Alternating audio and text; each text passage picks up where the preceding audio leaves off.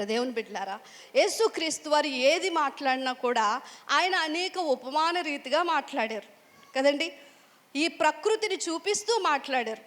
అనేక రకాల చెట్ల గురించి మాట్లాడతారు, పర్వతాల గురించి మాట్లాడతారు, జంతువుల గురించి మాట్లాడతారు, సృష్టిని చూపించి అనేక విషయాలు మాట్లాడుతూ ఉంటారు. అలా ఈరోజు మనము చదవబడినది కూడా యేసు ప్రభువారు ఒక ఉపమాన రీతిగా ఆయన మాట్లాడుతూ వచ్చారు. అవి ఎలాంటి రోజులు అంటే మట్టల ఆదివారం, మీకు తెలుసు కదా. మట్టల ఆదివారం రోజు రాజుగా ఆయన యెరూషలేము ప్రవేశం చేశారు. అందరూ కూడా ఆయన నడుస్తూ ఉంటే మరి ఖర్జూరపు మట్టలు పెట్టుకొని వారి యొక్క వస్త్రములను ఆయన యొక్క కాళ్ళ కింద వేసి రాజుగా ఆయన్ని యెరూషలేముకి ఆహ్వానించారు.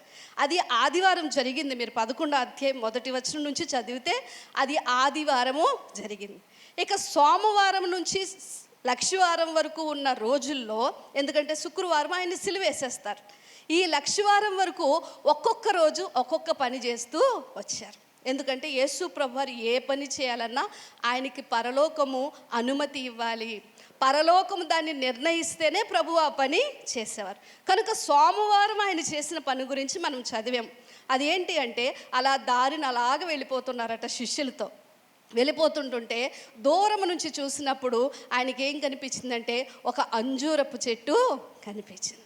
ఆ చెట్టు ఎలా ఉందంటే చాలా ఆకులతో కళకళలాడుతూ, అక్కడ మీరు చదివిన మాటలు చూస్తే ఆకులు గల ఒక అంజూరపు చెట్టును దూరము నుండి చూశాడు. ఎందుకు చూశాడంట? ఆయనకి ఆకలేస్తుందట. యేసుప్రభు వారికి ఆకలేస్తుంది. యేసుప్రభు వారికి నిద్ర వచ్చింది. ఎందుకంటే ఆయన మనుష్యుడిగా ఈ లోకానికి వచ్చాడు. ఆయన దేవుడికి దేవునిగాను మనుషులకు మనుషుడుగాను ఇద్దరిని ఏకపరచడానికి వచ్చిన మనుష్య రూపంలో వచ్చిన దేవుడు కనుక మనలాగా ఆయనకు ఆకలేసింది. ఆకలేసినప్పుడు దూరం నుంచి అంజూరపు చెట్టును చూశాడంట. అది చాలా పచ్చగా కళకళలాడుతుందంట. దాని మీద ఏమైనా దొరికితే తిందామని చూశాడంట.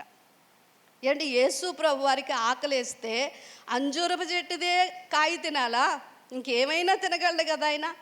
ఆయన మళ్ళాగా ఆకలేస్తే తట్టుకోలేక కోపంతో శపించేశాడా? కాదు. కొంతమందికి ఆకలేస్తే కోపం ఎక్కువ వచ్చేద్దండి, తెలుసా? అలాంటి వాళ్ళు ఉంటారు. ఆకలేస్తే ఇంట్లో ఏముందో చూడరు, ఎవరున్నారో చూడరు, ఎందుకంటే ఆకలి తీరిపోవాలి, అది మనం. కానీ ప్రభు అలా కాదు. ఆయనకి ఆకలేసి 40 దినాలు అరణ్యంలో ఉపవాసంతో ఉన్నాడు. ప్రసంగం చేస్తే 3 దినాలు ప్రజలు వింటూ ఉన్నారు. ఆయన ఆకలి అనుకోలేదు. కాబట్టి ఆయన ఆకలి వేరే ఆకలి. ఆయన అంజూరపు చెట్టు మీద ఫలాలను చూసిన ఉద్దేశం వేరే. కానీ చూసేసరికి చెట్టు ఎలా ఉందటండి? నిండుగా ఆకులతో ఉందటండి. ఏమైనా దొరుకునేమో అని వెళ్ళాడట. దేవుని బిడ్డలారా గమనించండి, చెట్టుకి ఆకులు నిండుగా ఉంటే, పూతొచ్చిన చెట్లు ఫుల్గా ఆకులు వస్తే మనం ఏమనుకుంటాం? ఆ చెట్టు పోస్తుంది అనుకుంటామా, పూయిద్ది అనుకుంటామా? పూసే చెట్టుకే కదండి వస్తాయి. కనుక ఆ చెట్టును చూసినప్పుడు ప్రభు ఏమనుకుంటున్నాడు, ఏమని ఉద్దేశిస్తున్నాడు అంటే, నువ్వు బయటికి చూడడానికి చాలా నిండుగా ఆకులతో కనిపిస్తున్నావు, కానీ నువ్వు ఫలాలు లేని చెట్టుగా ఉన్నావు. ఒక మాట, యేసు ప్రభు వారికి భవిష్యత్తు తెలుసు కదండి, తెలుసు. పేతురు అలా వెళ్ళి సముద్రంలో కొంచెం గాలవేయి, ఒక చేప దొరుకుతుంది, దాని నోట్లో ఒక షెకెల్ ఉంటుంది, తెచ్చి మన ఇద్దరికి ట్యాక్స్ కట్టు అని చెప్పాడు. ఏది ఎక్కడుందో, ఏ మనిషి ఆయన కోసం ఎదురు చూస్తున్నారు, ఎవరి హృదయం ఏమిటో అన్నీ ఎరిగిన దేవుడు ఆ చెట్టు మీద కాయలు ఉన్నాయో లేదో ఆయనకి తెలియదండి? తెలుసు. తెలిసినా ఎందుకు దాని వైపు చూశాడు? ఆలోచన చేయండి. ఆయన అక్కడికి వెళ్ళింది ఏ నెల అంటే, మీరు గమనించండి. కొద్దిగా మనము ఈ వాక్యంలో చరిత్రలోనికి వెళ్ళి కొన్ని విషయాలు తెలుసుకోవాల్సిన అవసరం ఎంతైనా ఉంది. ఆయన్ని మనం సాధారణంగా ఈస్టర్ పండుగ ఏ నెలలో చేసుకుంటాం? మార్చ్ ఎండింగ్లో లేదా ఏప్రిల్ 1st and 2nd వీక్స్లో మనకి ఈస్టర్ పండుగ వస్తుంది కదండి. ఈ ఈస్టర్ పండుగ వచ్చే అంటే సిలువ పునరుత్థానాలకు ముందే కదా ఆయన చెట్టు దగ్గరికి వెళ్ళాడు. అంటే ఇంచుమించు మార్చి నెలలో చివరిలోనో లేకపోతే ఏప్రిల్ నెలలోనో ఎప్పుడో వెళ్ళుండొచ్చు.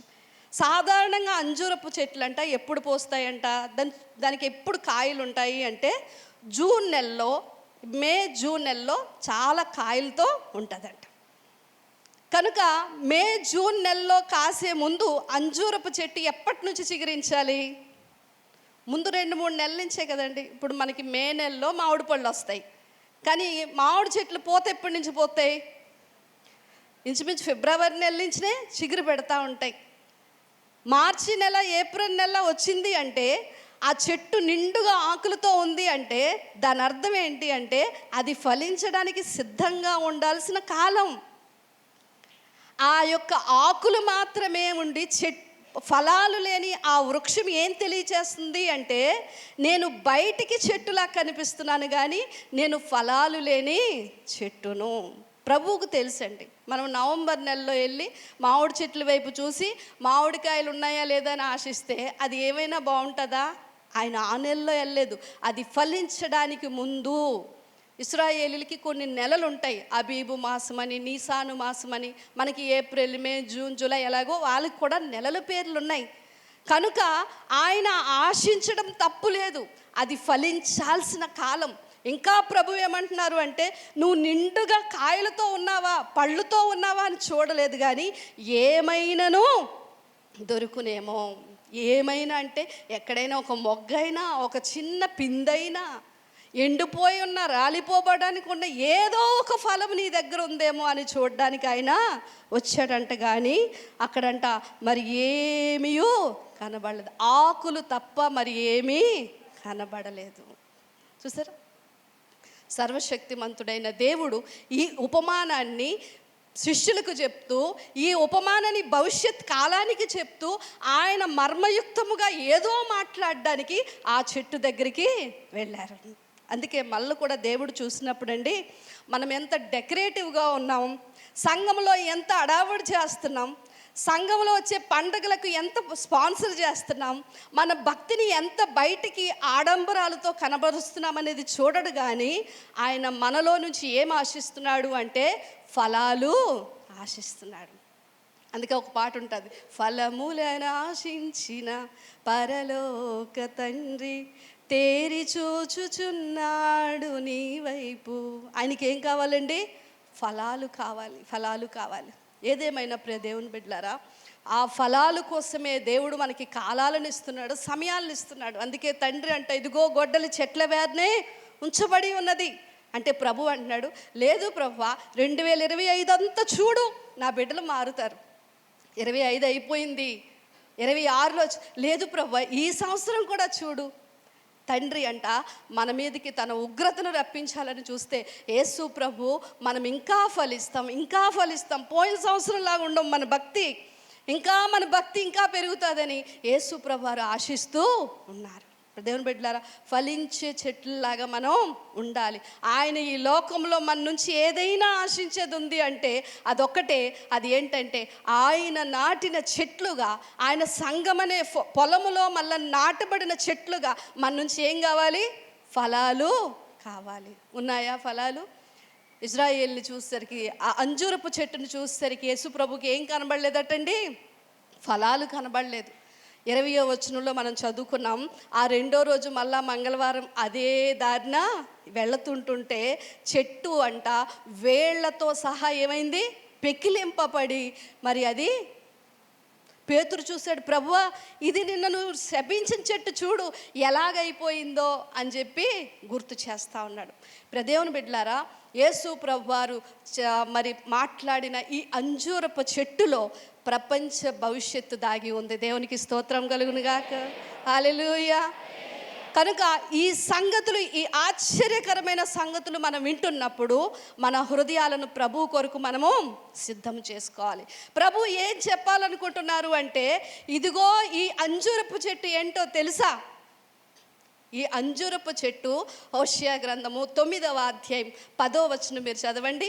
అంజూరపు చెట్టు దేనికి సాదృశ్యంగా ఉంది అంటే, హోషేయ గ్రంథము 9వ అధ్యాయము 10వ వచనంలో మీ పితరులు నాకు ఎలా దొరికారో తెలుసా?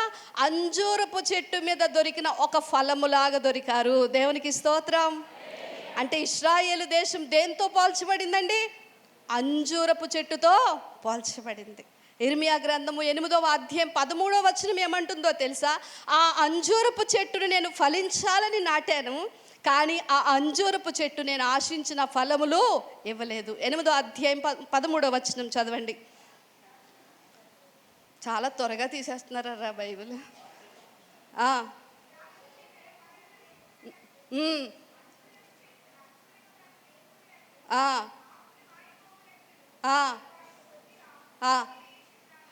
ఇప్పుడు ఏం చేస్తున్నాడంట? అంజూరపు చెట్లు ఫలములు లేకపోయినందువలన దానిని నేను బొత్తిగా కొట్టివేయించున్నాను. ఇందాక చూడబడిన అంజూరపు చెట్టును యేసు ప్రభు దేనికోసం చూశాడు? ఫలాల కోసం చూశాడు. ఆ ఫలాలు లేకపోయేసరికి పేతురు చూస్తూ అంటున్నాడు, చెట్టు ఏమైందటండి? బొత్తిగా కొట్టివేయబడింది. దేవుని బిడ్డలారా, ఇంకా మీరు చూసినట్లయితే యోవేలు గ్రంథము 1వ అధ్యాయం 7వ వచనంలో ఏముంటుందో తెలుసా? ఈ అంజూరపు చెట్టును తుత్తునీయలుగా చేసి కొరికి వేస్తారు.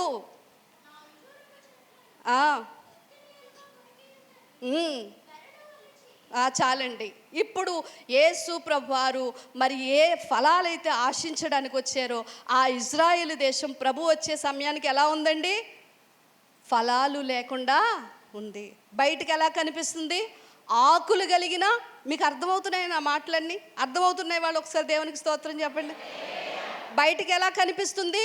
ఆకులతో ఆహ్లాదకరముగా మరి డెకరేటివ్గా కనబడుతుంది. యేసు ప్రభు వారు కూడా యెరూషలేం వెళ్ళేసరికి ఇజ్రాయేల్ దేశం ఎలా ఉందో తెలుసా? పస్కా పండుగ శుక్రవారం నాడు ఆయన్ని బలిస్తారు. ఆయనే పస్కా బలుగా బలైపోబోతున్నారు. పస్కా పండుగ రోజు అంటే పండుగ ముందు మన దేశంలో కూడా ఎలాంటి వాతావరణం ఉంటుంది తెలుసు కదండి. చుట్టాలందరినీ పిలిచేసుకుంటాం, కొత్త బట్టలు కొనేసుకుంటాం, పిండి వంటలు వండేసుకుంటాం. మనకేమీ వాళ్ళేం తీసిపోలేదు. పస్కా పండుగ రోజున ప్రపంచ నలుమూలలా ఉన్న యూదులందరూ కూడా ఎక్కడికి వస్తారు అంటే యెరూషలేముకి వస్తారు. వచ్చిన వాళ్ళు చుట్టాలతో ఇళ్ళన్నీ కిక్కిరిసిపోయాయి. బట్టలు కొనుక్కున్నారు, బలులు ఇవ్వడానికి మేకలను గొర్రెలను రెడీ చేసుకుంటున్నారు. ఓ పిండి వంటలు, దేవుడు పెట్టిన ధర్మశాస్త్రపు నిబంధనలతో అందరూ కూడా చాలా సంతోషంగా ఉన్నారు. ప్రభు వాళ్ళ వైపు చూస్తున్నప్పుడంట బయటికి చూడడానికి ఆకులు కలిగిన అందమైన అంజూరపు చెట్టులాగా ఉన్నారు, కానీ వాళ్ళని వెతికి చూస్తే దేవుడు అనుకునే ఫలాలు వాళ్ళ దగ్గర లేవు. యేసు ప్రభు వారికి బాధ వేసింది. కానీ మీరు గమనించండి, దేవుని వాక్యం ఎంత సత్యమైనది. ఇంకా యేసు ప్రభు రాకముందే, ఇంకా 700, 600, 1000 సంవత్సరాల ముందే చిన్న ప్రవక్తలందరూ కూడా ముందే ప్రవచించారు ఆ అంజూరపు చెట్టు యొక్క భవిష్యత్తు ఎలా ఉండబోతుందో. ఫలాలు లేవు కనుక నేను మిమ్మల్ని శత్రువుల చేతికి అప్పగిస్తున్నాను. దేవుని బిడ్డలారా, యేసు ప్రభువారు వచ్చారండి. ఆయన్ని ఎవరు సిలువేశారు? ఏ ప్రజల కోసమైతే ఆయన వచ్చారో అదే ప్రజలు ఆయన్ని సిలువకు అప్పగించారు. ఆయన మరణించి తిరిగి లేచారు. తిరిగి లేచి ఆరోహణమైపోయి వెళ్ళిపోయే ముందు శిష్యులు కూడా ఒకసారి ఇలాగే, లోకానికి ఏం కావాలో తెలుసండి? ఆకర్షణ కావాలి. ఏం కావాలి? ఆకర్షణ. ఆకర్షణ అంటే ఎంత ఇష్టమో. ఈరోజు సాతాను లోకాన్ని రకరకాల పగ్గాలతో మన ముందుకు తీసుకొస్తున్నాడు. ఎందుకో తెలుసా? మనలను ఆత్మీయము నుంచి ఆకర్షణ వైపు నడిపించడానికి. శిష్యులు కూడా అలాగే డైవర్ట్ అయిపోయారు. 21వ అధ్యాయము లూకాసు వార్త 5వ వచనం 6వ వచనం చదివితే, లూకాసు వార్త 5, 6 వచనాల్లో ఉన్న సందర్భం ఏంటి అంటే, యేసు ప్రభువారు ఆ దేవాలయం అలాగా పక్క నుంచి అలా నడుచుకుంటూ వెళ్ళిపోతుంటుంటే శిష్యులందరూ ఒకసారి ఇలా దేవాలయం వైపు చూశారటండి. చూస్తే దేవాలయం ఎలా ఉందట? రమ్యమైనదిగా, చాలా అందంగా కనిపిస్తుంది. ఎవరు అలా కట్టారు ఆ దేవాలయాన్ని? మొదటి దేవాలయాన్ని సొలొమోను కట్టాడు. బంగారపు ఎంతో అలంకరణతో కట్టాడు. దేవుని మీద ఉన్న ప్రేమతోనే కట్టాడు. దేవుని మీద ఉన్న ఆశతోనే కట్టాడు. కానీ తర్వాత రాజుల కాలాల్లో మనం చూస్తే ఈ బబులోన్ రాజు లాంటి వాళ్ళు వచ్చి ఈ దేవాలయాన్ని మొత్తం బంగారం కోసం దొలుచుకొని వెళ్ళిపోయి నేలమట్టం చేశారు. మళ్ళా 2వ దేవాలయం ఎవరి కాలంలో కట్టబడింది అంటే హేరోదు రాజు కాలంలో కట్టబడ్డది. హేరోదు రాజు ఎందుకు కట్టాడు అంటే రాజకీయమైన సపోర్ట్ కోసం కట్టాడు. యూదులందరూ ఓట్లు నాకు కావాలి కనుక వీళ్ళందరి మనసు, నేను రాజకీయ నాయకులు అదే చేస్తారు కదండి. ఎలక్షన్ ముందు ప్రజలకు ఏం కావాలో అది చేస్తారు. ఎలక్షన్స్ అయిపోయిన తర్వాత ఎవరు కనబడరు. హేరోదు రాజు కూడా అలాంటి ఒక ఆలోచనతో కట్టాడు. చాలా అందంగా కట్టాడు రెండో దేవాలయం. వెళ్ళిపోతూ శిష్యులు చూస్తూ, ప్రభువా చూసావా ఆలయం ఎంత బాగుంది అంటే 24వ వచనంలో ప్రభు చెప్తా ఉన్నారు. చూడండి, లూకా సువార్త 24వ అధ్యాయం 21వ అధ్యాయం 24వ వచనం. వారు కత్తివాత కూలుదురు, చెరపట్టబడిన వారై సమస్తమైన అన్యజనుల మధ్యలోనికి పోవుదురు. హైరే, మీరు దేవాలయాన్ని చూస్తున్నారా? ఈ యెరూషలేము భవిష్యత్తు ఎలా ఉండబోతుందో తెలుసా? వీరిని చెరపడతారు, వీరిని కత్తులతో చంపుతారు. వీళ్ళు ఏమవుతారో తెలుసు? ఇక్కడ ఉండరు, వీళ్ళు ప్రపంచ నలుమూలలకి చెదిరిపోతారని ప్రభువు చెప్పారండి. క్రీస్తు సగం 70వ సంవత్సరంలో యేసు ప్రభువారు చనిపోయిన తర్వాత టైటస్ అనే ఒక చక్రవర్తి ఏం చేశాడో తెలుసా? యూదులందరినీ కూడా చంపి యెరూషలేమును సమూలనముగా నాశనం చేస్తే, ఆ దాడికి భయపడి, ఆ కత్తివాతకు భయపడి యూదులందరూ ప్రాణాలు అరచేతుల్లో పెట్టుకొని వారి స్వస్థలమైన యెరూషలేమును వదిలిపెట్టి ప్రపంచ నలుమూలలా చెదిరిపోయారు. దేవునికి స్తోత్రం కలుగును గాక. అందుకే దేవుడు మళ్ళీ చిన్న ప్రవక్తలతో, ఇదిగో నలుమూలలా చెదిరిపోయిన వాళ్ళని మళ్ళీ నేను సమకూరుస్తాను, వాళ్ళకి మారు మనసు కలిగే కరుణ కలిగిన ఆత్మనిస్తానని మళ్ళీ ప్రవక్తల గ్రంథాల్లో మనకి కనిపిస్తూ ఉంటాయి. దేవుని బిడ్డలారా, దేవుడు చెప్పిన ప్రతి మాట ఉన్నది ఉన్నట్లుగా చరిత్రలో జరుగుతూ వస్తూ ఉంది. అందుకే ఆకాశము భూమి అయినా తల్లక్రిందులైపోను కానీ అయిపోతాయా? నా మాట సున్నా అయినను పొల్లైన. ఇక్కడున్న మిమ్మల్ని అందరినీ ప్రేమతో నేను కోరుకునేది ఏంటో తెలుసా? కాలాన్ని చూద్దాం, సమయాలను చూద్దాం, ప్రభు వైపు చూద్దాం, వాక్యం వైపు చూద్దాం, ఆత్మ నడిపింపు కొరకు, ఆత్మ నింపుదల కొరకు చూడాలి, ప్రార్థనని కాపాడుకోవడానికి చూడాలి తప్ప ఇంకా లోకం వైపు చూడడానికి మీకు సమయమో లేదండి. లేదు, ముందుకు వెళ్తే తెలుస్తుంది. మీకు అందరికీ ఆదరణకరమైన మాట చెప్పి వెళ్తాను. నా పిల్లలకి ఇంకా నేనేం కూర్చుకోలేదు, ఇంకా నేను బిల్డింగ్ కట్టుకోలేదు, ఇంకా నాకు అది లేదు, నాకు ఇది లేదని మీరు ఎవ్వరు వర్రీ అవ్వాల్సిన అవసరం లేదు. మనము నిజమైన పరమపురికి అతి త్వరలో చేరబోతున్నాం. దేవునికి స్తోత్రం కలిగిన. సరేనండి, అంజూరపు చెట్టుకి ఇంత చరిత్ర ఉంది, మాకెందుకు చెప్తున్నారు అంటే నేనేం చెప్పలేదు, ప్రభువే సంఘానికి ఒక పాఠం చెప్పారు. మత్తయి సువార్త 24వ అధ్యాయం 32వ వచనం గట్టిగా చదువుదామా? ఇప్పుడు సంఘానికి దేవుడు చెప్తూ ఏమంటున్నాడంటే, ఆ అంజూరపు చెట్టు ఇశ్రాయేలీయుల యొక్క గొడ్డుతనాన్ని చూపిస్తూ ఉంది. నేను ఫలించిన ఫలాలు లేవు, దానికి ఇలాంటి చరిత్ర దాపరించబోతుందని చెబుతూ సంఘాన్ని కూడా ఏమంటున్నాడు అంటే, అంజూరపు చెట్టును చూచి.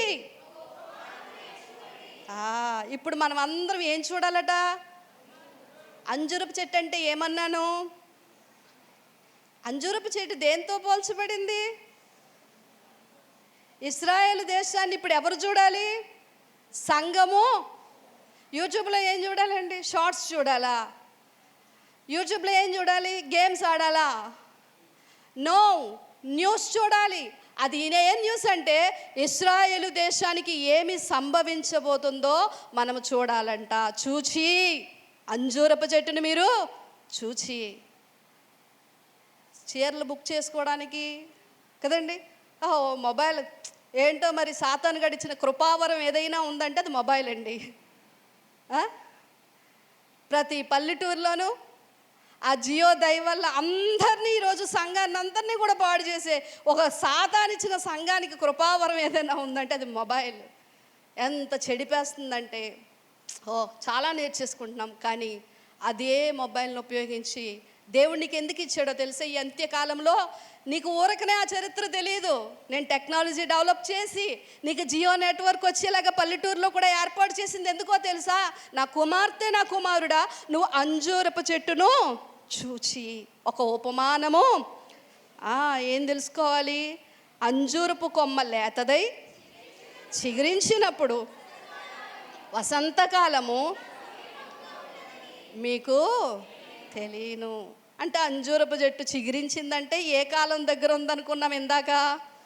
మార్చి, ఏప్రిల్ అంటే వసంతకాలానికి దగ్గరగా ఉంది. కానీ ఇప్పుడు అంజూరపు చెట్టు ఇశ్రాయేలు దేశం అయితే అది చిగురించినప్పుడు వసంతకాలము సమీపముగా ఉందని తెలుసుకోనండి. ఇశ్రాయేలు దేశము మరలా చిగురించింది. ఎప్పుడు చిగురించింది అంటే మే 4వ తారీఖున 1948వ సంవత్సరంలో ప్రపంచ నలుమూలలా చెదిరిపోయిన యూదులందరూ మళ్ళా ఒక దేశముగా కట్టబడ్డారు. దేవునికి స్తోత్రం. అంతవరకు చరిత్రలో ఏ దేశం లేదు, ఇశ్రాయేలు దేశము ఉన్న మట్టుకు భౌతికంగా ఉంది, కానీ అక్కడ ఎవరు లేరు, దేవుని ప్రజలు లేరు. అన్య జనుల చేత అది తొక్కబడుతుందని 24వ వచనంలో 21వ అధ్యాయంలో ప్రభు చెప్పాడు. అన్య జనుల చేత ఆక్రమించబడిన ఆ దేశము మరలా చిగురిస్తుంది అని యేసు ప్రభు చెప్పిన మాట ప్రకారము 1948వ సంవత్సరంలో ఇశ్రాయేలు దేశం ఏమైందండి, మళ్ళీ చిగురు పట్టినప్పుడంట 33వ వచనం, ఆ ప్రకారమే మీరు ఈ సంగతులన్నీ జరుగుతూ చూసినప్పుడు ఆయన సమీపమునే ద్వారము యొద్దనే ఉన్నాడని. ఓహో, ఆ చెట్టు చిగురించినప్పుడు అంట మనం ఒక విషయాన్ని గ్రహించాలంట. అదేంటి అంటే ప్రభువు ఈ లోకానికి రెండవసారి రావడానికి ఎక్కడున్నాడంటే ద్వారము యొద్దనే ఉన్నాడు.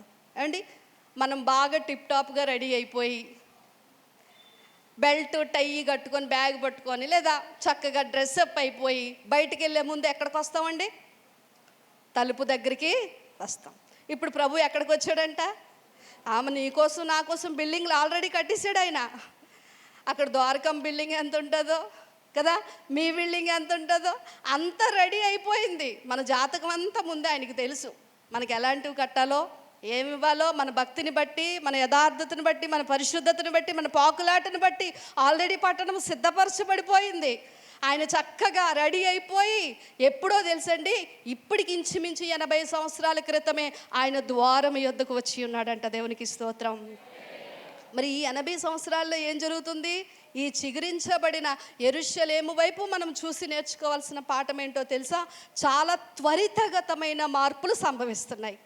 ఏ మార్పులండి, మనం త్వరపడట్లేదు కానీ ప్రభు వాక్యం చాలా త్వరితముగా నెరవేర్చబడుతుంది. ఏం జరిగిందో తెలుసా, ఇజ్రాయేల్లో సమకూర్చబడిన ఇజ్రాయేలీలు అందరూ ఇప్పుడు పట్టుకొని కూర్చున్న సంగతి ఏంటి అంటే, మా దేశంలో మళ్ళీ 3వ దేవాలయాన్ని మేము కట్టాలి. సమకూర్చబడ్డారు. ఈరోజు రేపు మనం వింటున్న వార్తలు ఏంటి, ఆలయం 3వ ఆలయము కడితే ఆ కట్టడంలో ఉపయోగించే ఉపకరణాలన్నీ ఆల్రెడీ తయారు చేసుకున్నారంట. ఇది మొదటి సంగతి. రెండవ సంగతి ఏంటి అంటే ఎర్రని పెయ్యి బలివ్వాలి. 19వ అధ్యాయము సంఖ్యాకాండం 2వ వచనం ప్రకారము మచ్చలేనిది, ఏ భారము ఎప్పుడు దాని మీద వేయనిది ఆ ఎర్రని పెయ్యిని వాళ్ళు ఏం చేయాలి అంటే ఆలయము కట్టడానికి ముందు బలి ఇవ్వాలి. 2018వ సంవత్సరంలో అమెరికాలోనే దేవుని బిడ్డలారా గమనించండి, ఆ పెయిన్ ఆల్రెడీ వాళ్ళు సిద్ధపరచడం మనం న్యూస్లో చూస్తున్నాం. ఒకసారి ఒక దాన్ని కనుగొన్నారంట, ఒక్క నల్లటి చిన్న వెంట్రుక వేరేగా ఉందంట, దాన్ని రిజెక్ట్ చేశారు. ఇప్పుడు ఆల్రెడీ అన్ని అనుకూలంగా ఉన్న ఎర్ర పెయిన్ కూడా వాళ్ళు ఏం చేశారు, సిద్ధం చేసుకుంటున్నారు. ఇవాళ రేపు ఉంటున్న న్యూస్ల్లో ఇంకో సంగతి ఏంటి అంటే బలి ఇవ్వడానికి, ఆలయంలో పరిచర్య చేయడానికి ఏ వంశస్థుడు కావాలి అంటే అహరోను వంశస్థుడు కావాలి. నార్త్ ఆఫ్రికాలోనంటండి ఆ అహరోను వంశానికి చెందిన అతను కూడా దొరికాడంట. మీరు ఫోటోలు చూశారు కదా, చూసుంటారు. అబ్బో, నాకైతే భలే ముచ్చటేసింది. ఏమి దేవుడు అసలు, ఏమి వాక్యం. ఇన్ని వేల సంవత్సరాల క్రితం ప్రపంచ నలుమూల, ఇంచుమించు 1900 సంవత్సరాలు కదండి యేసు ప్రభు చనిపోయి, ఇప్పటి వరకు రఫ్గా వేసుకున్నా ఇప్పటికీ అహరోను వంశస్థుడు నిలిచి ఉన్నాడు. అతన్ని పట్టుకొని తెచ్చారు, యాజకుడు సిద్ధపరచబడి. ఇప్పుడు వచ్చిన సమస్య అంతా ఏంటి, 3వ ఆలయాన్ని కట్టడానికి ఇంకేదైనా కొరతగా ఉంది అంటే అదేంటో తెలుసా, ఆలయము కట్టబడ్డానికి స్థలం ఒకటి కావాలి. కానీ ఆ స్థలములో మరొక ఆరాధన స్థలం ఉండటం వల్ల ఇప్పుడు ఆలయాన్ని కట్టలేకపోతున్నారు. దేవుని బిడ్డలారా, ఎంత త్వరితగతంగా ఈ 80 సంవత్సరాల్లో పరిస్థితులు మారుతూ వస్తున్నాయి. ఆ దేశం చిగురించడం ఆల్రెడీ ఎప్పుడో జరిగిపోయింది. మరి సంఘం ఏం చేయాలంట, ప్రభువు రావడానికి సిద్ధంగా ఉన్నాడని చూడండి 34వ వచనంలో మీరు చూస్తే, ఇవన్నీ జరుగు వరకు ఈ తరము గతింపదని మీతో నిశ్చయముగా ఆకాశము భూమి చాలండి. ఇంక మీరు గమనించండి దేవుని బిడ్డలారా, భయం వేస్తుంది కదండి. ఒకవైపు భయం ఏంటంటే అమ్మో నేను వెళ్తానా వెళ్ళనా అని భయం. రెండో వైపు ధైర్యం ఏంటో తెలుసా, ఇంకా మనం ఏం సంపాదించాల్సిన అవసరం లేదు, ఇంకా మనం ఏం సమకూర్చుకోవాల్సిన, అలాగని మిమ్మల్ని ఇల్లులు కట్టుకోవద్దు పెళ్ళిళ్ళు చేసుకోవద్దు అని నేను చెప్పను. ఒక భక్తుడు ఇలా జీవించేవాడంట. ఎలా జీవించేవాడో తెలుసా, ప్రభువు 50 సంవత్సరాల తర్వాత వస్తాడు అన్నట్లుగా తన కోసం అన్నీ సమకూర్చుకునేవాడంట. రేపే ఆయన వస్తాడు అన్నట్లుగా జీవించేవాడంట. దేవునికి స్తోత్రం. నువ్వు ఇల్లు కట్టు, లేకపోతే పిల్లలకి ఏదో అమర్చు, లేకపోతే ఏదో చెయ్యి, ఏది చేసినా కానీ ఈ లోకంలో బ్రతకడానికి ఒక పునాది వేసుకోవాలని దేవుడే చెప్పాడు. చీమల దగ్గరికి వెళ్ళండి, చూడండి రా బాబు, వేసవి కాలానికి ముందే అన్నీ సమకూర్చుకుంటాయి కాబట్టి చెయ్యండి, కాదని నేను కానీ నీ మనసు ఎక్కడ ఉండాలి, రేపే ఆయన వస్తాడు అన్నట్లుగా మనం జీవించాలి. దేవుని బిడ్డలారా గమనించండి, ఏం జరగబోతుందో తెలుసండి. ఏం జరగబోతుంది అంటే 3వ ఆలయాన్ని కడతారు ఖచ్చితంగా. యెరూషలేములో ఈ బలి వేయడము, బలి ఇవ్వటము, వారి ఆరాధన అనేది యేసు ప్రభు వారు పునరుత్థానుడై వెళ్ళిపోయిన తర్వాత ఆగిపోయింది. ఎందుకంటే ఆ దేశము అక్కడ లేదు, ఆ ప్రజలు లేరు. కానీ మళ్ళీ దేవాలయం కట్టబడుతుందంట. కట్టబడిన తరువాత దేవుని బిడ్డలారా అందులో నిజంగా మళ్ళీ బలి ప్రారంభించబడుతుంది. ఇప్పుడు మనం చదివిన టెక్స్ట్లోనే మత్తయి సువార్త 24వ అధ్యాయము 15వ వచనంలో, కాబట్టి ప్రవక్త అయిన దానియేలు ద్వారా చెప్పబడిన నాశనకరమైన హేయ వస్తువు పరిశుద్ధ స్థలమందు నిలుచుట మీరు చూడగానే చదువువాడు గ్రహించునుగాక. ఇప్పుడు ఏం జరగబోతుంది అంటే ఆలయాన్ని కట్టాలి. కట్టేటప్పుడే ఈ ప్రపంచమంతా యెరూషలేం మీద అనగా ఇజ్రాయేల్ మీద తిరుగుదాడి చేస్తారు. ఇప్పటికే చాలా దేశాలు ఆ దేశానికి వ్యతిరేకమైపోయి, మన దేశం కూడా చూస్తే మొన్నటిదాకా బాయి బాయి అన్నారు, ఇప్పుడు హ్యాండ్ ఇచ్చేసారు కదండి. మన దేశం కూడా ఆ దేశంతో స్నేహంలో లేదు. ఇలా ప్రపంచంలో అనేక దేశాలు ఆ దేశానికి వ్యతిరేకమైపోతాయి. కానీ వారు ఆలయాన్ని కడతారు, బలి అర్పిస్తారు. కానీ కొంతకాలానికి అంట ఎవరు బయలుపరచబడతాడు అంటే అబద్ధ ప్రవక్త బయలుపరచబడతాడు. దేవుని బలి అర్పణ జరగాల్సిన బలిపీఠంలో లేక ఆలయంలో వాడు కూర్చుంటాడు. ఇది చరిత్రలో ఆల్రెడీ ఒకసారి జరిగింది. మలాకీ గ్రంథానికి మత్తయి సువార్తకి మధ్యలో ఒక ఖాళీ పేజ్ ఉంటుంది మీ బైబిల్లో. ఆ ఖాళీ పేజీ 400 సంవత్సరాలు. ఆ 400 సంవత్సరాల్లో ఒకసారి యూదులకి ఇలాంటి పరిస్థితే ఏర్పడ్డది.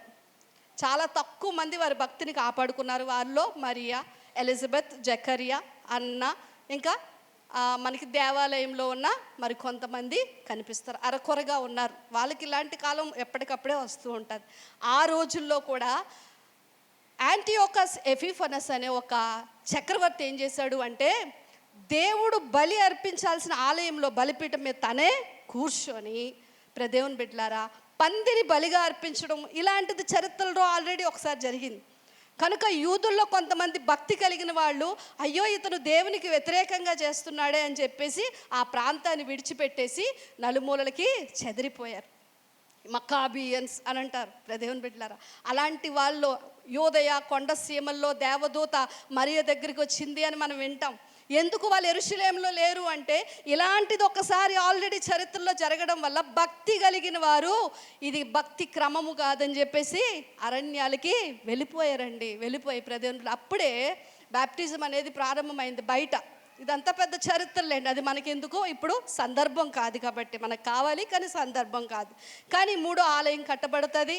తర్వాత హేయమైనది ఆలయంలో కూర్చుంటుంది. కూర్చున్నప్పుడు దేవుని బిడ్డలారా యేసు ప్రభు వారు ఈ లోకానికి మళ్ళా తిరిగి రాబోతున్నాడు. ఇది ఎప్పుడు జరుగుతుంది, ఎలా జరుగుతుంది అనేది తెలియదు. కానీ యూదులకు ఉన్న కెపాసిటీ ఏంటో అంటే తెలుసండి, వాళ్ళు అనుకుంటే ఒక్క రోజులోనైనా ఆలయాన్ని తిరిగి నిర్మించగలరంట. దేవునికి స్తోత్రం. అంటే ఉపకరణాలు ఉన్నాయి, ఎర్రని పెయ్యి ఉంది, అహరోను వంశస్థుడు దొరికేశాడు. ఇక స్థలము వాళ్ళు అనుకున్నట్లుగా వస్తే ఆలయము కట్టబడుతుంది.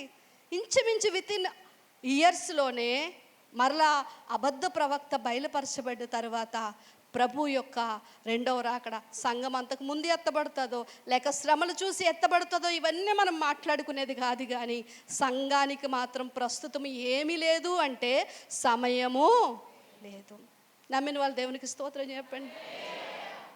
హెబ్రీ పత్రిక 10వ అధ్యాయము 27వ వచనం ఒకసారి చెప్పండి, చదవండి అమ్మా. హెబ్రీ పత్రిక 10వ అధ్యాయము. వస్తానన్నవాడు ఆలస్యము చేయక తప్పక వచ్చుననే మాట కనిపిస్తుంది 10వ అధ్యాయంలో. చూడండి, యేసు ప్రభు ఇంకా రాడు ఇంకా రావట్లేదు, రాళ్లే అనుకున్న వాళ్ళందరికీ కూడా సమయము చెప్తున్న సంకేతాలు మనం విన్నాము. ఇప్పుడు వాక్యం చెప్తున్న సంకేతం ఆయన చూడండి, 10వ అధ్యాయము మీరు చదివినట్లయితే 37వ వచనం. ఇక కాలము బహు కొంచెముగా వచ్చుచున్నవాడు ఏం చేయకుండా వస్తాడండి? ఆమేన్, దేవునికి స్తోత్రం. ఇక కాలం ఎంత ఉందంటండి? కొంచెము కాలం. సంఘం నిరీక్షిస్తున్న నిరీక్షణ, సంఘం ఎదురు చూస్తున్న ఎదురుచూపు దేవుని బిడ్డలారా నెరవేర్చబడే కాలం ఒకటి వచ్చుచున్నది. కాలం ఇంకా బహు కొంచెముగా ఉన్నది. వాగ్దానం చేసిన వాడు మాట తప్పకుండా వస్తానన్నాడు విభుడు, మాట తప్పడు కదండి. అబ్బో, తప్పకుండా ఆయన రాబోతున్నాడు. ఆయన వచ్చే ముందంట మనము అంజూరపు చెట్టును చూసి కొన్ని ఉపమానాలు నేర్చుకున్నాం. దీనితో పాటు శిష్యులు అన్నారు, ఇన్ని చెప్పేస్తున్నావు ప్రభువా, మాకేం అర్థం కావట్లేదు, అసలు ఆ యుగాంతం ఎలా ఉంటుందో, ఏం జరుగుతుందో నాకు అనిపిస్తుంది. శిష్యులు అడిగిన ప్రశ్నలన్నీ కూడా ఈరోజు మనకి ఎంత సహాయం చేసేయండి. అప్పుడు 24వ అధ్యాయం మత్తయి సువార్తలో మీరు చూస్తే ప్రభు కొన్ని పరిస్థితుల గురించి మాట్లాడుతున్నారు. 3వ వచనం, ఆయన కొండ మీద కూర్చుని ఉన్నప్పుడు శిష్యులు ఆయన వద్దకు ఏకాంతముగా వచ్చి, ఇక ఎప్పుడు జరుగును నీ రాకడికి యుగ సమాప్తికి సూచనలు లేవనగా యేసు వారితో ఇట్లా అన్నాను. మొదటిగా అంటున్నారు, ఎవడును మిమ్మల్ని మోసపరచకుండా. అబ్బో, మళ్ళీ ఇదో ప్రమాదం అని చెప్పి ఆవిడకి మొహం మన మాటలు అంత త్వరగా నమ్మరు. మీకు కూడా తెలుసా, వాక్యం చెప్తే నమ్మరు, కానీ అబద్ధ బోధల గురించి చెప్తే చెవులను ఎక్కరించి మరీ వింటారు. అదేం ఆసక్తో నాకు అర్థమవుతుంది. ప్రభు చెప్పిన మాటల మీద ఎందుకు అంత ఆసక్తి ఉండదో. కనుక ఏర్పరచబడిన వారిని సహితము మోసపరచబడే రోజులు వస్తాయి. ఇది మొదటి సూచన. దేవుని బిడ్డలారా, ఒక ఆరోగ్యకరమైన సంఘములో ఒక ఆరోగ్యకరమైన బోధను వింటున్నావు అంటే దాని అర్థం దేవుడు నీకు పట్ల చూపిస్తున్న గొప్ప కృప.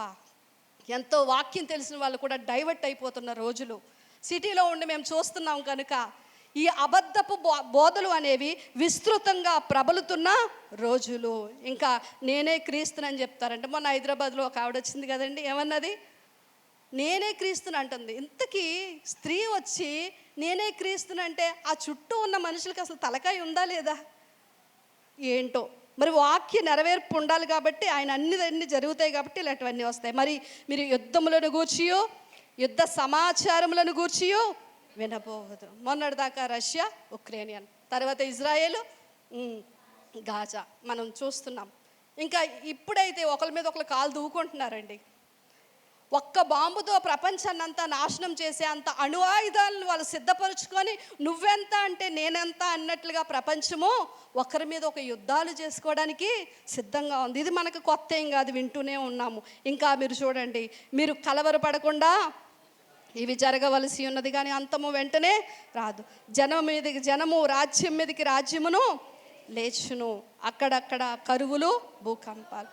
ప్రపంచంలో ఈ మధ్య జరిగిన సర్వే ఒకటి తెలుసండి. సర్వే చేసి చెప్పిన విషయం ఏంటంటే, భూమి అంట ప్రతిరోజు ఏదో ఒక స్థలంలో ఒక ప్రకంపన అనేది వస్తుందట. ఒకప్పుడు మీరు గమనిస్తే కొండ చర్యలు విరిగిపడడం అనేది మనము చూడలేదు. ఇప్పుడు వర్షానికి కొండలే కొట్టుకెళ్ళిపోతున్నాయి. ఈ వరదలేంటి? మరి ఈ యొక్క దుబాయ్ లాంటి అరణ్య ప్రదేశాల్లో వరదలు రావడం ఏంటి గమనించండి. ఈ భూ ప్రకంపనల వల్ల కొండలు కదులుతూ ఉన్న రోజులు మనం చూస్తూ ఉన్నాం. భూకంపాలు, ఎప్పుడేం జరుగుతుందో తెలియని పరిస్థితి. ఇంకా రాజ్యం మీదకి రాజ్యం, మనుషుల మీదకి మనుషులు. ఇంట్లోనే ఒకరికొకరు పడట్లేదు, సంఘాల్లో ఒకరికొకరికి పడట్లేదు, ఊర్లు, రాష్ట్రాలు, దేశాలు ఒకరితో ఒకరు పొత్తు కుదుర్చుకోలేని పరిస్థితులు మనం చూస్తున్నాం.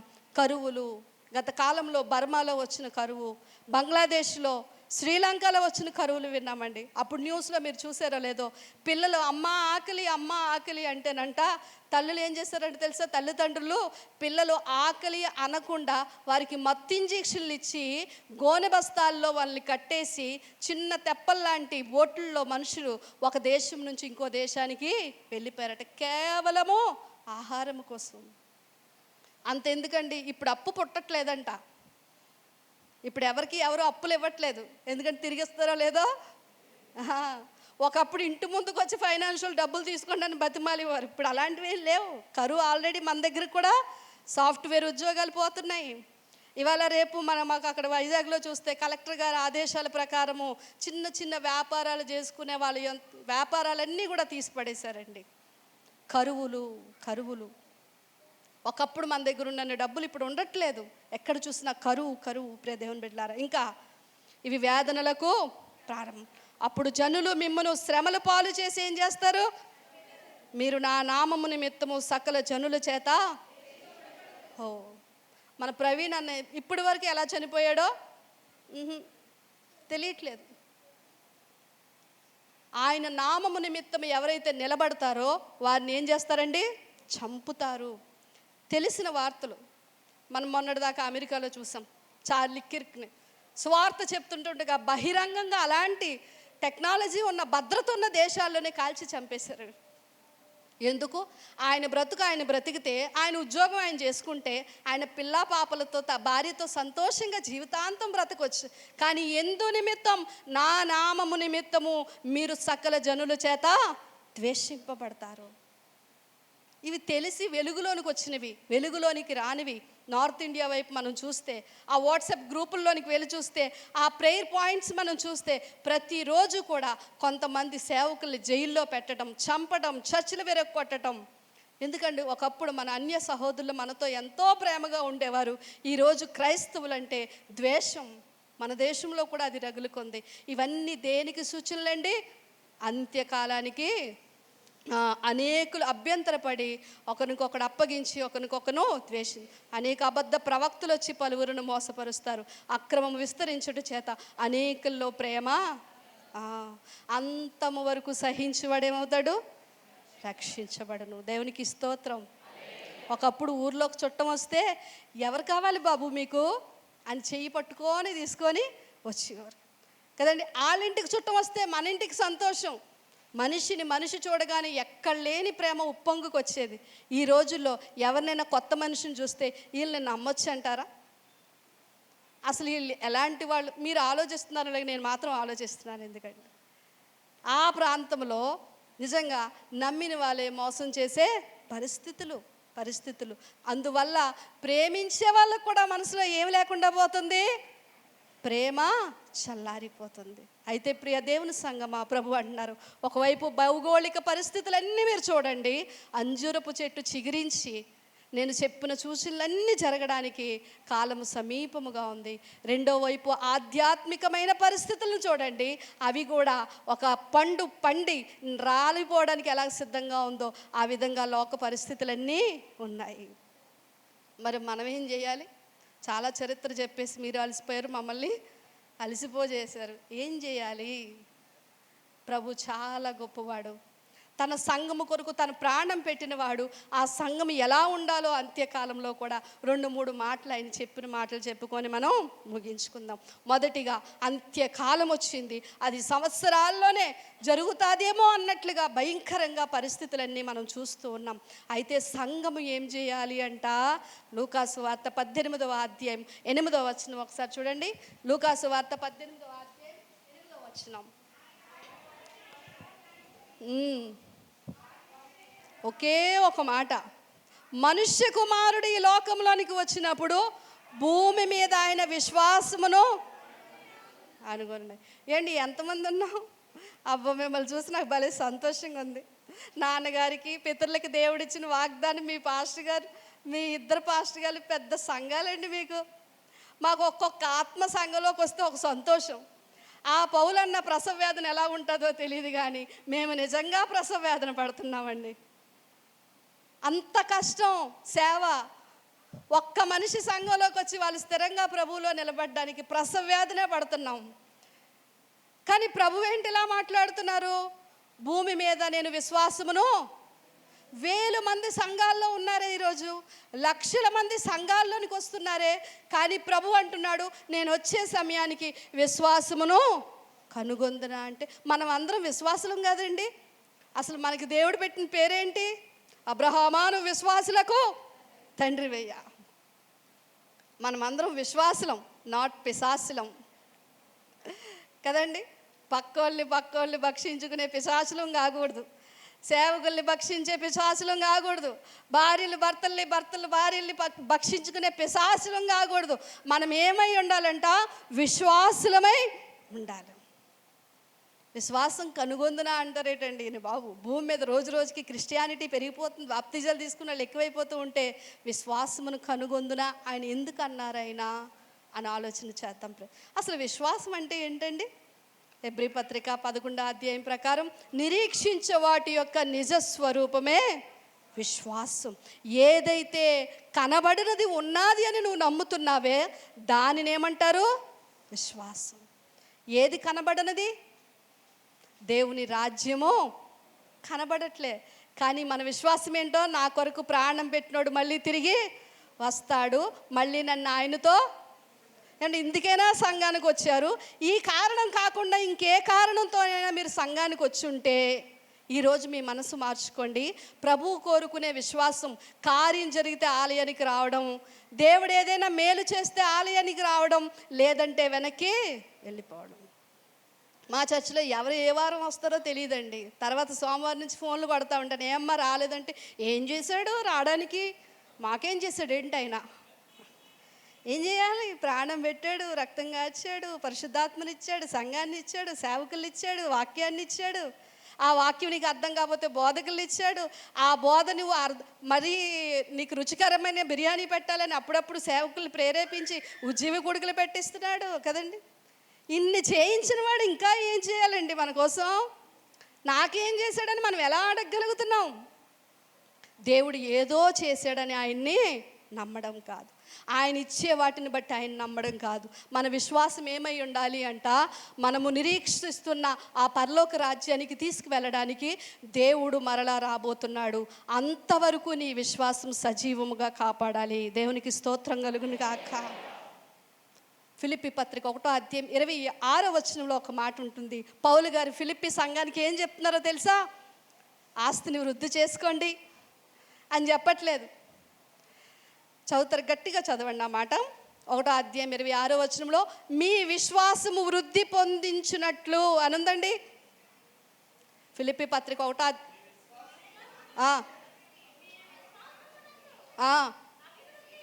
ఏం కావాలండి? చాలమ్మ. మీ విశ్వాసమునందు ఏం కావాలి? విశ్వాసములో అభివృద్ధి. సాతానికి తెలుసండి మన ఆస్తులొద్దు, మన అంతస్తులొద్దు, మన వెండి బంగారాలొద్దు.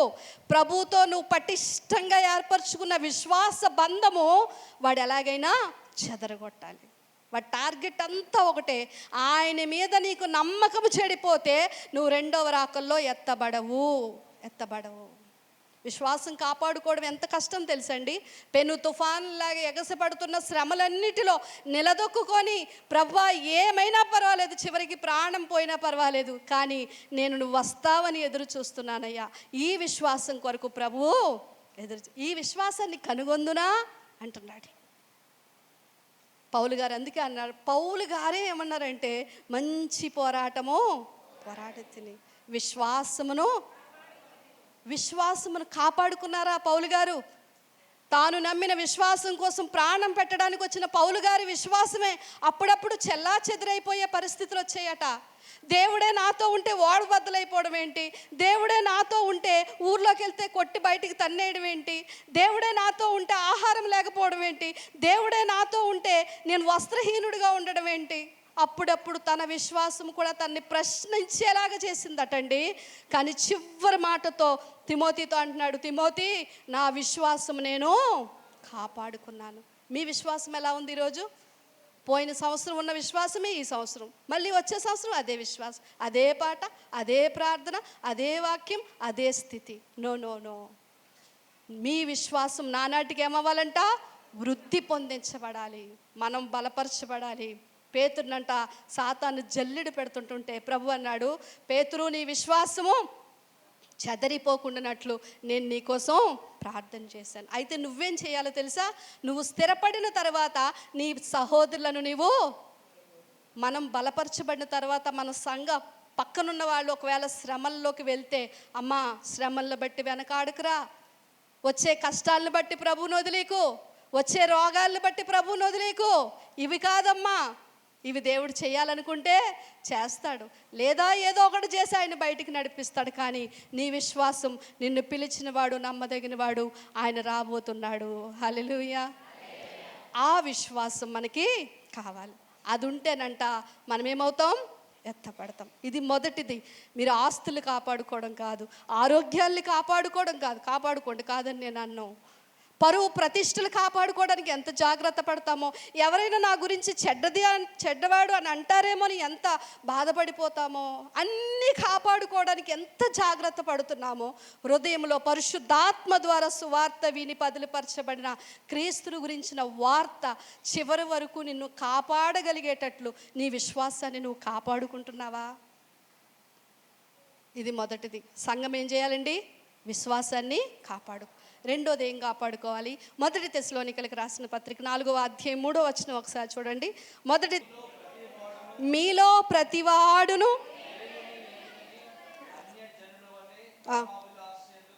కాక పరిశుద్ధత యందును ఘనత యందును తన తన ఘటమును ఎట్లు కాపాడుకొనవలెనో అది ఎరిగియుండుటయే దేవుని చిత్తం. ఇప్పుడు కింద మాట చదవండి.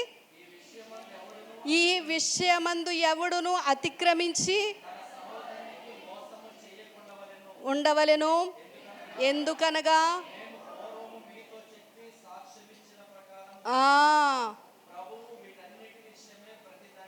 చేయబోతున్నాడు.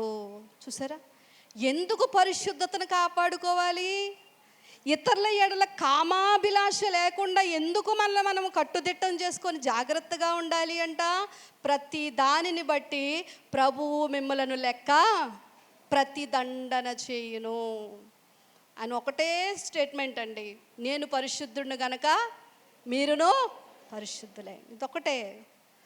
పరిశుద్ధత లేకుండా ఎవ్వరూ ప్రభు దగ్గరికి చేరరు. హృదయ శుద్ధి గలవారు ధన్యులు, వారు దేవుణ్ణి చూచదు. మీలో పరిశుద్ధంగా ఉన్న వాళ్ళందరూ ధైర్యంగా ఉండొచ్చు. పరిశుద్ధతగా కాపాడుకోవడానికి ప్రయాసపడుతున్న వాళ్ళందరూ ధైర్యంగా ఉండొచ్చు.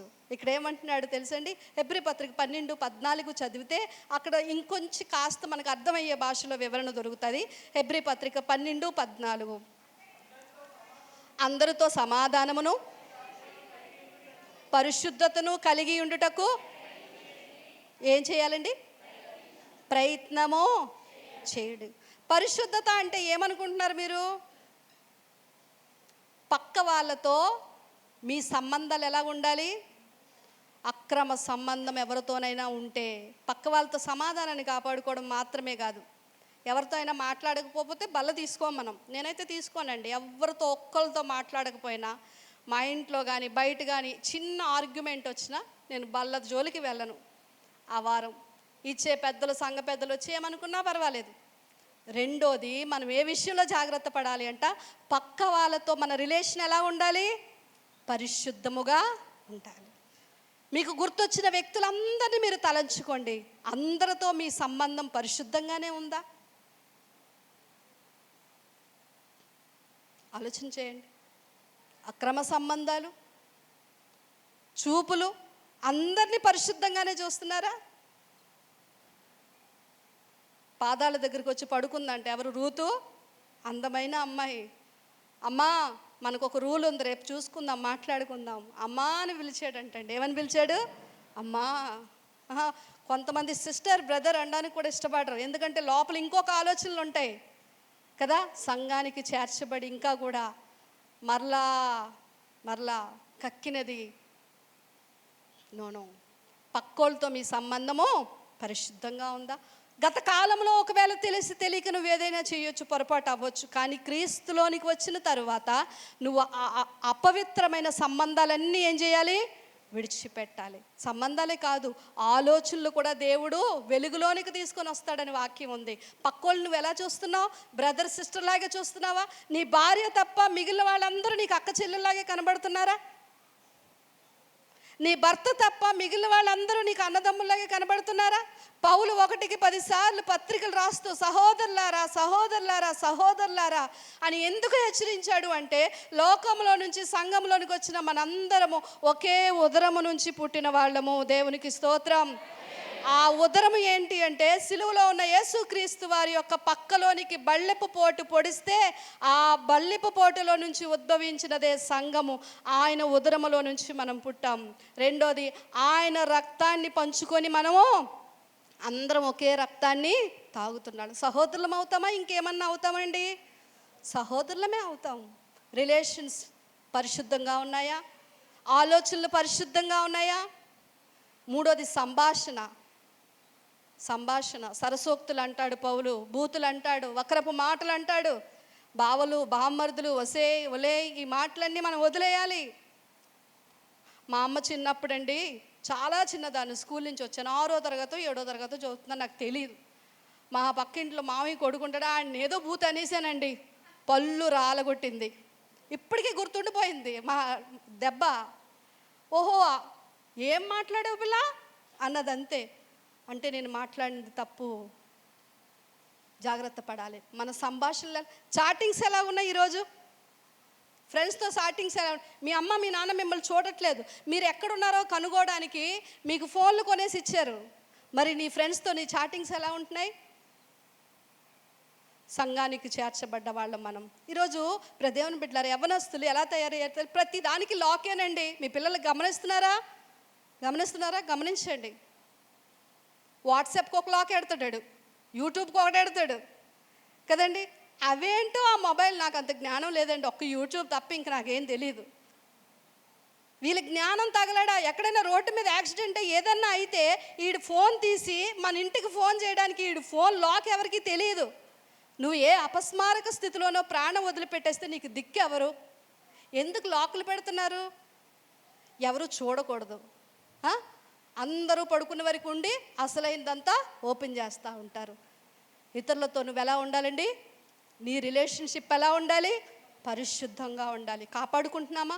చాలా జాగ్రత్తగా. ఒక్క మాట నోటి నుంచి తేడాగా వస్తే, ఎవరినైనా వేరే చూపుతో మనం చూస్తే వెంటనే అమ్మో నా పరిశుద్ధతకి ఎక్కడో భంగం కలిగింది ప్రభువా అని రాత్రంతా కూర్చొని దేవుని దగ్గర మన మనస్సాక్షిని ఆయన రక్తంలో మనం కడుక్కోవాలండి. దేవుని బిడ్డలారా, దానియేలు వైపు చూశారటండి. బబులోనియన్లు అందరూ ఏదైనా నేరం మోపుదామని, ఏంటండి, ఏదైనా నేరము మోపుదామని అంటే అక్కడ నేరం చేసే అవకాశాలు లేవు, లోపం ఏమీ లేదు. దానియేలు మీద ఎవ్వరూ ఒక మచ్చ కూడా చూపించడానికి అవకాశం లేదు. ఇప్పుడు ఏం చేయాలి? చెడ్డోడని నిరూపించడానికి నేరం తీసుకొని వచ్చి, అది భక్తిపరులు. దానియేలుతో చివరంటాడు, దానియేలు బహుప్రియుడా. హల్లెలూయా. బహుప్రియుడా. దేవుడు మళ్ళీ చూస్తున్నప్పుడు నా కుమార్తె పరిశుద్ధత కోసం ఎంత పాకులాడుతుంది, నా కుమారుడు పరిశుద్ధత కోసం ఎంత పాకులాడుతున్నాడు, అది చూస్తాడండి దేవుడు. మొదటిది విశ్వాసం కాపాడుకోవాలి, రెండోది పరిశుద్ధత, మూడోది ఏం కాపాడుకోవాలి? లూకా సువార్త 21వ అధ్యాయం. నేను ముగింపులోకి వచ్చేసాను. మరి నా సమయం ఎంతో, నేను ఎంత తిన్నానో నాకు తెలియదు, కానీ మరి చెప్పాలనుకున్నది చెప్పే వరకు నాకు మాత్రం మనశ్శాంతి ఉంటుంది కాబట్టి పూర్తి చేసేస్తాను. ఒక్కసారి లూకా సువార్త 21వ అధ్యాయము 34వ వచనం నుంచి చదువుదామా? మీ హృదయం ఒకవేళ తిండి వలనైనను మత్తు వలన ఐహిక విచారము వలన మందముగా ఉన్నందున ఆ దినము అకస్మాత్తుగా మీ మీదకి ఉరి వచ్చినట్లు రాకుండా మీ విషయమై మీరు జాగ్రత్తగా ఉండుడి. ఆ దినము భూమి అంతటా నివసించు వారి మీదకి అకస్మాత్తుగా వచ్చును. కాబట్టి జరగబోవు వీటెల్లను తప్పించుకొని మనుష్య కుమారుని ఎదుట నిలవబడుటకు శక్తి గలవారగునట్లు ఎల్లప్పుడూ ప్రార్థన చేయించు మెలకువగా ఉండండి. మూడోది ఏం కాపాడుకోవాలమ్మా? ప్రార్థన. మీ సంఘాలను బట్టి దేవుని నేను స్తుతించే విషయం ఏంటో తెలుసా? మీరు చాలా ప్రార్థన చేస్తారు. దేవునికి స్తోత్రం. మీరు చాలా ప్రార్థనా పరులు. చాలా ప్రార్థన మీద పునాదులతో కట్టబడిన సంఘం. మనం ప్రార్థన చేయాలి. అయితే ప్రార్థన అంటే ఏంటో చెప్తాను. ప్రార్థన దేనికోసం చేయాలో చెప్తాను. ప్రార్థన అంటే మీకేంటో తెలుసండి, సూపర్ మార్కెట్ లిస్ట్ చదివినట్లు మనకు అవసరం వచ్చినప్పుడు దేవుని దగ్గరికి వెళ్ళి ప్రార్థన చేయటం కాదు. అది మన అవసరాల కొరకు అడగటం. కానీ నిజమైన ప్రార్థన ఏంటో తెలుసా?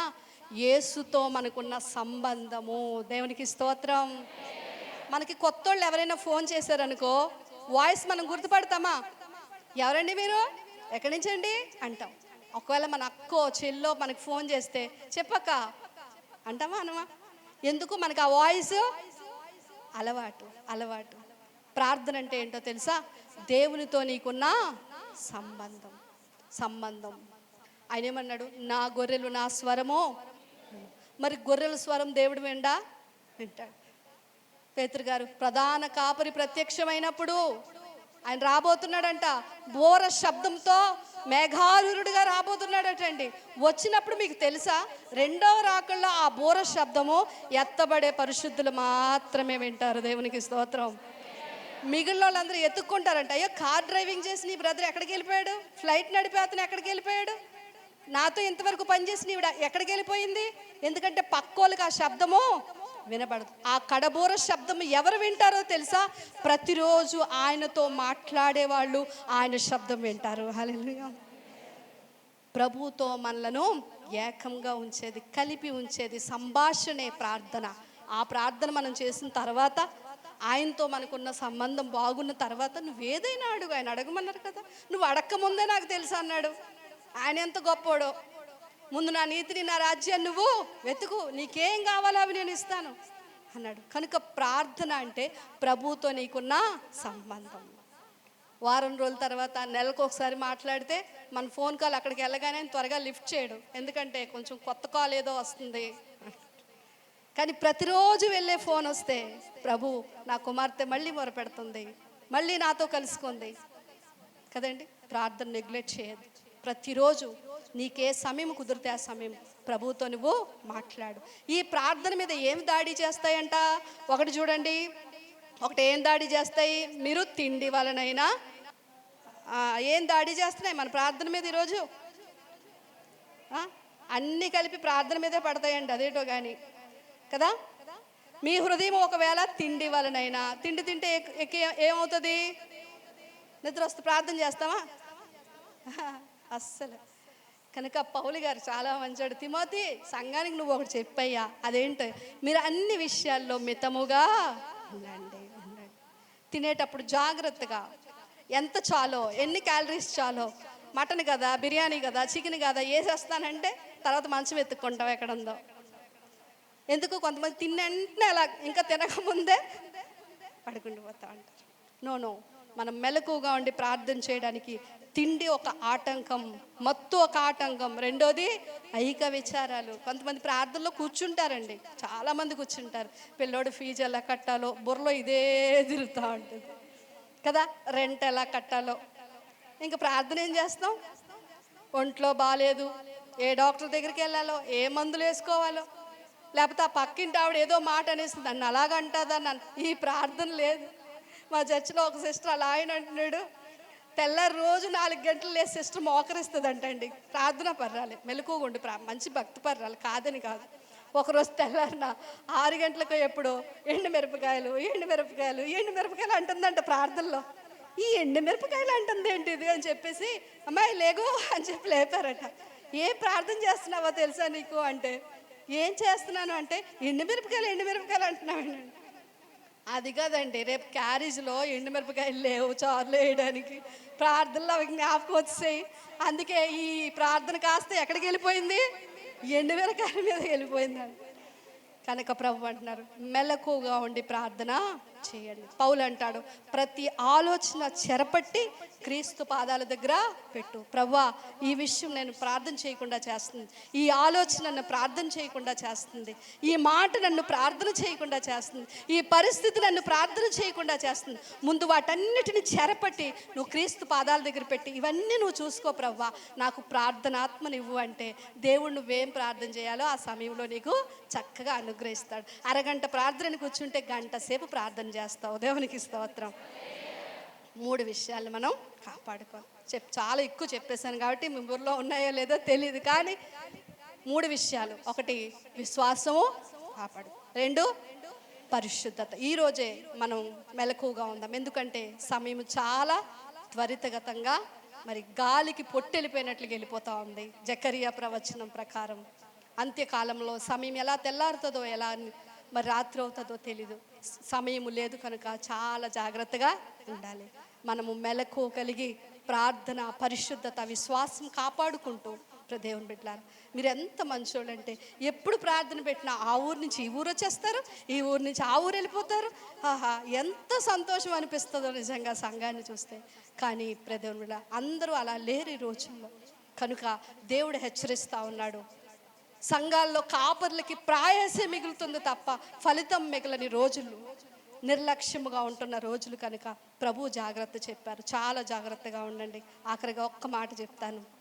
ఒకరోజు స్కూల్లోనంట పిల్లలు, మళ్ళా కాదు కదా, ఫారెన్లో చాలా పెద్ద పెద్ద బిల్డింగ్లో ఉంటాయి కదా, ఆ పెద్ద గోడ దగ్గర పెద్ద అద్దం ఉందటండి. ఆ పిల్లలు అక్కడికి వచ్చి బెల్ల కొట్టిన ప్రతిసారి పిల్లలందరూ కూడా అక్కడికి వచ్చేసి ఆకాశం వైపు ఒకసారి ఇలా చూసి మళ్ళీ క్లాస్కి వెళ్ళిపోతున్నారండి. ఇంటర్వెల్కి వచ్చేస్తున్నారు, లంచ్ టైంలో వచ్చేస్తున్నారు, మళ్ళీ ఈవినింగ్ లేజర్లో వచ్చేస్తున్నారు. వీళ్ళు ఇలా వచ్చి ఆకాశం వైపు చూసి వెళ్ళిపోతున్నారట. ఈ ప్రిన్సిపల్కి బుర్ర ఆడైపోయింది. ఈ పిల్లలందరికీ అసలు ఏమైంది, ఎందుకు ఇలా గ్లాస్ దగ్గరికి వచ్చి పైకి చూస్తారు, వెళ్ళిపోతారు? ఒకసారి క్లాస్ టీచర్ని పిలిచి అసలు ఆ పిల్లల పరిస్థితి ఏంటో కనుక్కో అమ్మా అనేసి అన్నారట. పిల్లల్ని అడిగి, నాన్న ఎందుకురా మీరు రోజు ఆకాశం వైపు చూసి మళ్ళీ లోపలికి వచ్చేస్తున్నారంటే, టీచర్, మా సండే స్కూల్ టీచర్ ఏం చెప్పారో తెలుసా, ప్రభువు మేఘారూఢుడుగా మన కోసం అతి త్వరలో రాబోతున్నాడు. కనుక ప్రభు ఒకవేళ వస్తున్నాడేమో అని ప్రతిసారి మాకు ఖాళీ అయినప్పుడల్లా మేము వెళ్ళి చూసుకుంటున్నాం అన్నారట. చిన్న పిల్లలకి మెలకువ, అపేక్ష, ఆశ కనిపెట్టుకొని ఉండటం. మరి సంఘముగా పెద్దవాళ్ళం, వయసులో జ్ఞానం ఉన్నవాళ్ళం ఇప్పటికైనా నా బిడ్డలు సిద్ధపడ్డారా, నా భర్త నా భార్య, మనమందరం ఒకవేళ సిద్ధపడిపోయి ఉంటే మన పక్కోళ్ళు, మన గ్రామస్తులు ఒకసారి ఆలోచన చేద్దాం. అందరము కూడా లేచి నిలబడినట్లయితే సేవకులు మిమ్మల్ని ప్రార్థనలోనికి నడిపిస్తారు. ఎత్తబడిన వాక్యము, సమయం చాలా అయింది కనుక సేవకులు ప్రార్థనలోనికి నడిపిస్తారు.